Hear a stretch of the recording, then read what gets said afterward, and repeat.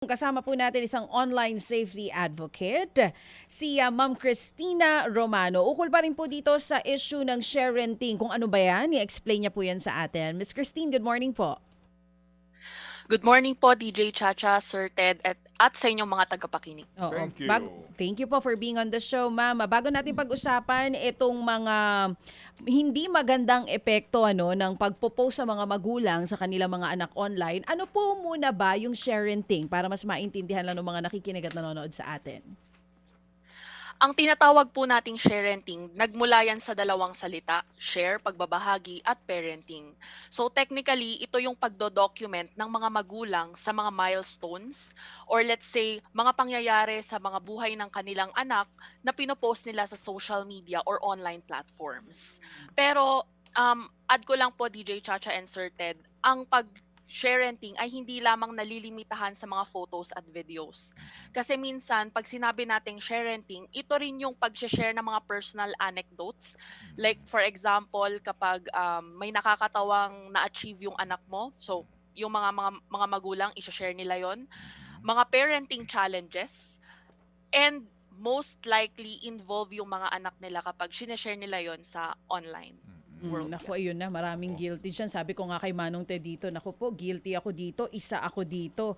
Itong mga magulang na nag-share ng kanilang mga post about their kids online, for sure naman, no harm in doing that. Karamihan yung mga milestone, gusto nilang i-save para they can look back on it. Pero maganda ma-explain natin ano po ba ang panganib na dala ng oversharing ng mga impormasyon, hindi lang litrato, sa mga bata. Opo. Naiintindihan po natin na wala talagang harm yung mga magulang sa pag-share nila kasi nung 1 year old yung anak ko, to be honest, nag-share din ako. Pero kasi private yung profile ko ever since sa social media. Pero may napanood kasi akong isang ad sa Germany. Galing siya sa isang telecommunications company.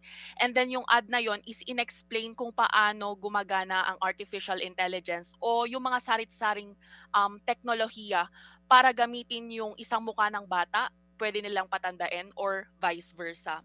So, siguro po ang isa sa mga panganib talaga na hindi nakikita ng mga magulang is once na nag-post ka ng photo, video or kahit ano, posibleng kahit burahin natin 'yan after 1 week or 2 weeks of posting, hindi natin alam kung anong puwedeng gawin ng makakakita nito. 'Yun po yung una nating isipin.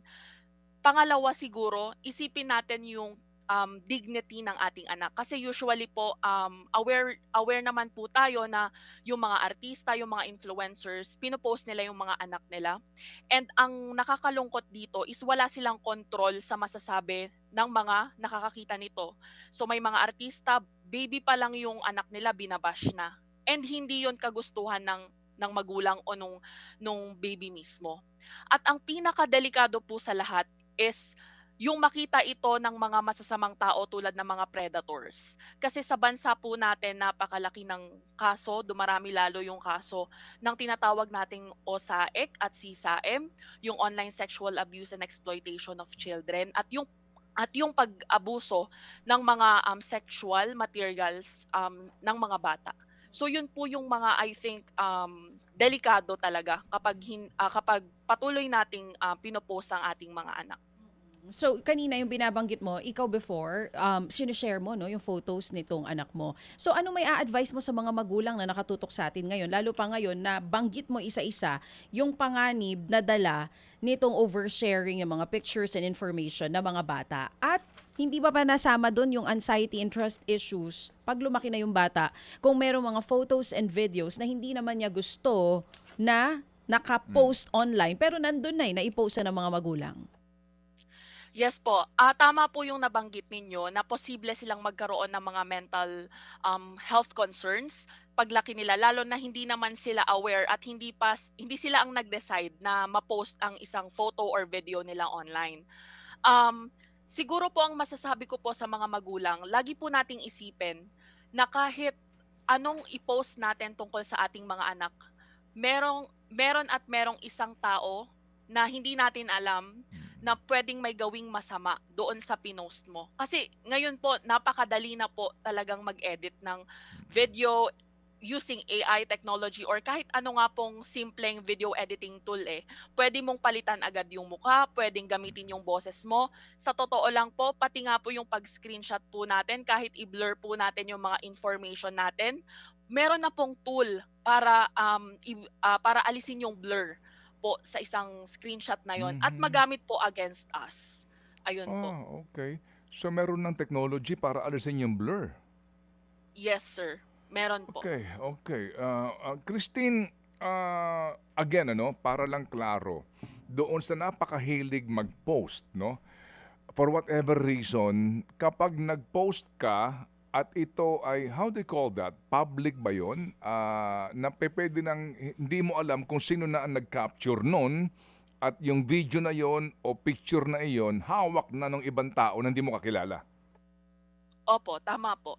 Pero sir, i-clear ko lang po sana na nakadepende pa rin po kasi sa privacy settings nung nagpo-post. So kunyari po, ako po, kahit naka-private ang aking profile, hindi Mm, ko pa rin pinopost yung anak ko kasi kahit sabihin naman natin na kilala ko mostly yung mga friends mm. ko sa isang social media platform, nag-iingat pa rin ako kasi hindi ko pa rin alam kung anong pwede nilang gawin dun sa ipopost ko. Okay, kasi ngayon ano, ito lang ang ating pagbasehan ngayon, no, merong isang influencer na nagreklamo sa NBI, 'di ba? Yung picture ng anak niya ginamit sa kalaswaan. Oo, at meron ding isang nanay na nagreklamo din daw ang binabanggit din nakita niya yung anak niya, oo, na ginagamit din yung picture ng bata doon nga sa isang site, no, na mga pedophile ang tumatangkilik, etc. Ito yung pinanggagalingan nga ng ating diskusyon. So, ito yung isa sa mga danger na binabanggit mo na maaari nang gamitin, i-edit, maging yung video o yung picture nung kamag-anak mo, particularly nung anak mo sa mga panahong ito. Just to be more, no, kumbaga, madiin tong ating diskusyon, Christine. Yes, sir. Nakita ko nga rin po yung video na ito ng isang, content creator kung saan shinare niya yung nangyari sa, I think video ng kanyang anak. So, i-emphasize ko po ulit 'no, hindi naman po tayo nagvi-victim blaming. Pero as parents siguro, 'di ba lagi nating sinasabi sa mga anak natin na don't talk to strangers, Mm. huwag ka basta magtitiwala. Pero sana umpisahan po natin sa ating mga sarili. Kasi technically dalawa na po ang environment ng ating mga Mm-mm. anak ngayon. Meron silang physical environment kung saan, pisikal na hawakan, pero pangalawa ang online world. Ito nga po yung pinaka nakakatakot na environment kasi mahirap yung saklaw niya, eh.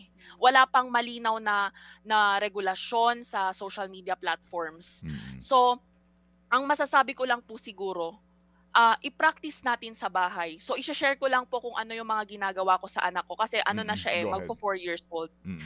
So, work from home po kami for almost 5 years na and nakikita niya yung mga ginagawa namin online. Ini-introduce namin isa-isa na, okay, ito ang social media platform na ito, ginagamit natin sa ganitong paraan, nagpo-post tayo ng photo, ng video, pero, laging may pero, hindi natin dapat pinagkakatiwalaan ang mga nakakausap natin, hindi lahat nagse-share tayo kasi nga po merong sinabi yung DICT, 'di ba, nagbabala sila sa oversharing din ng mga tao. Mm. Hindi lang dahil sa mga predators or ano, pero pwede kasing gamitin yung mga pino-post natin against us. Pwede silang maging poser, maging Mm. scammer, Mm. and all sorts of stuff. So, ayun po yung, gusto ko lang i-emphasize sa mga magulang na isipin po natin lagi na meron silang dalawang environment, physical at online. Hindi lang dapat natin sila bantayan sa physical, and as parents dapat bantayan natin yung mga anak natin, mismo tayo sa sarili natin. Alam lang natin yung limitasyon ng pag-share tungkol Okay. sa kanila. Kasi hindi hindi naman po natin mapipigilan talaga ang mga magulang para mag-share ng mga milestones ng kanilang anak. So, ayun Mm. lamang po. Oo. Yun namang usapin nung epekto sa kaisipan ng bata kapag naobserbahan niya na yung kanyang nanay o tatay napakahilig din ng mga magpo-post at humingi ng atensyon at likes. Di ba? Alam mo yon yung oo. Mm. And then, ang gusto lagi noong magulang pag ipinapangalandakan ang mga material na bagay na meron sila Alright? For whatever reason, ha? At yung iba naman din ay pinapangalandakan kung saan-saan sila nagpupuntang mga lugar at kung gaano karangya itong kanilang kapaligiran, etc., etc. Effect sa bata na ang mundo ganito pala. Dapat ay lagi kang maganda, dapat ay lagi kang ganito ang iyong mga ari-arian o hawak na mga kagamitan at dapat marami kang share, marami kang likes. May ganun ba kayong kaisipan din na gusto nyong ibahagi na ginagaya ng bata yung ganong uri ng environment sa social media kaya siya kapag hindi ganon ang effect sa kanya o hindi marami yung like sa kanya, yung bata nagkakaroon ng depression? Posible po itong mangyari, sir, ano, lalo na kung, simula bata gano'n na yung nakikita niya sa kanyang mga magulang. Posible na magkaroon, hindi ko po Mm, sigurado, pero mm. posibleng magkaroon. Siguro, ang maibabahagi ko rin 'no, bilang isang magulang, simula bata pa lang siya, oo, nagse-share kami nung 1-year-old siya, pero pinakita namin na hindi kami yung post ng post or, picture ng picture or take ng video sa kanya. Kasi sa katunayan, tama rin po yung nabanggit ninyo, talagang may epekto yung nakikita ng mga bata sa kanilang mga magulang. Kasi yung anak ko po ngayon, kapagka sasabihin mo na, kunyari kailangan sa school, kailangan ng photo niya, Mm. hindi hindi siya sanay mag-post sa camera. So ibig sabihin, na-maintain namin yung, ethical and tamang behavior sa kanyang, online environment in the future. So ayun po siguro yung masasabi ko, sir. Okay, sige. Kasi dito rin sa isang pag-aaral binabanggit din dito ito nga mga research ito this is a particularly problematic lesson to teach girls because they're coming of age in a society where girls and women are judged on their physical appearance and ability to please an audience, no? Ito nga sa akin nabanggit na particular na mga sitwasyon. Kaya alam niyo 'yon, kaya kapag din nagkaroon ng massive bullying doon sa kanyang site, yung bata nagkakaroon ng depression, 'di ba? May mga ganoon pong mga pagkakataon din. O sige, so ito bang inyong grupo ngayon, papaano ang inyong advokasya? How do you propagate it, Christine? Oh, sir. Sir, bago ko po sana, sagutin yung tanong ninyo, gusto ko rin po sanang idagdag, kung napanood na po ba ng ibang magulang o ninyo yung isang documentary sa Netflix, The Dark Side of Kidfluencing, Hmm, na-touch din dun yung nangyari dun sa mga bata na simula kasi bata sila hanggang naging teenager sila, mm.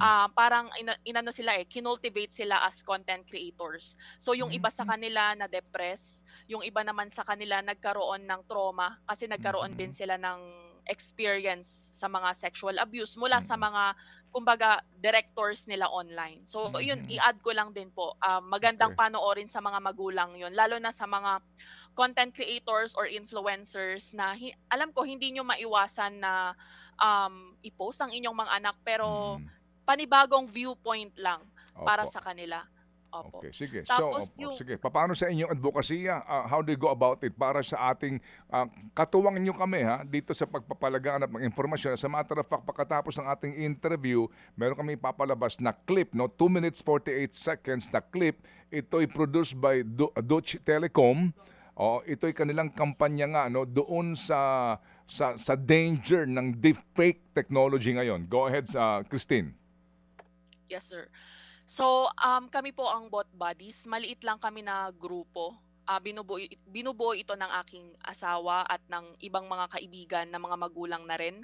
Pinopromote po namin ang tech literacy kung saan nakikipag-coordinate kami sa mga local communities and government agencies. Tinutulungan namin silang i-introduce kung ano ang OSAEC, yung online sexual abuse and exploitation of children, yung mga tips kung paano natin proprotektahan ang ating mga anak lalo na ang mga bata patungo sa online world. Ayun po.